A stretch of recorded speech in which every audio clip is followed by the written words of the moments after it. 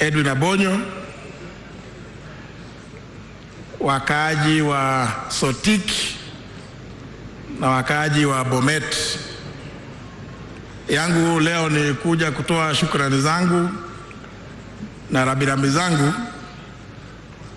One, because as a member of parliament for Sotik between 2013 and 2017, you gave me not just a deputy speaker, but an advisor.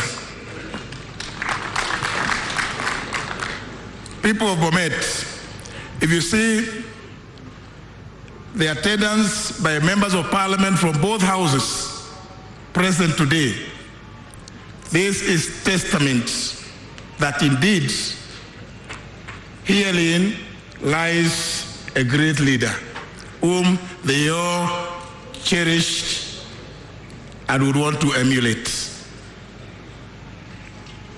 I also bring tribute from the ACP EU Assembly of States, where when Joyce was the Deputy Speaker, was elected by the countries of the EU and ACP Assembly to be the President. They have sent their condolences through me and wish that indeed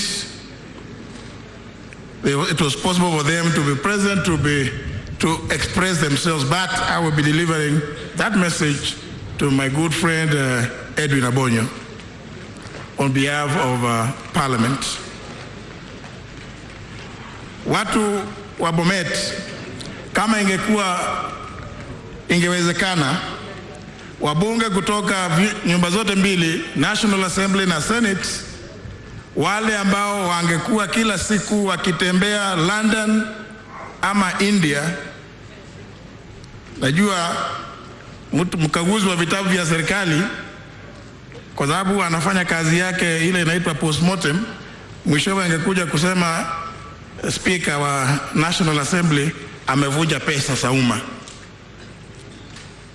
I used from time to time to seek assistance from the president and the deputy president, kuuliza nitume wangapi at every moment.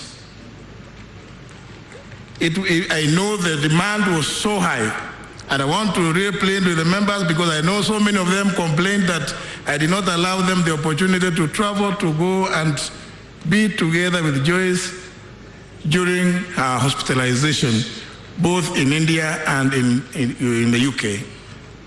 But the attendance here today, as I said, is true testament of the love that we as parliamentarians had for Joyce. Edwin, as I said yesterday, please, let's keep together, let's be strong in the family. And finally, my prayer is we implement what Joyce had started, and that has been said by many leaders. With those few remarks, it is my prayer that Joyce's soul rests in eternal peace. Thank you very much. On behalf of the Council of Governors, I invite the Chairman, COG, to give tribute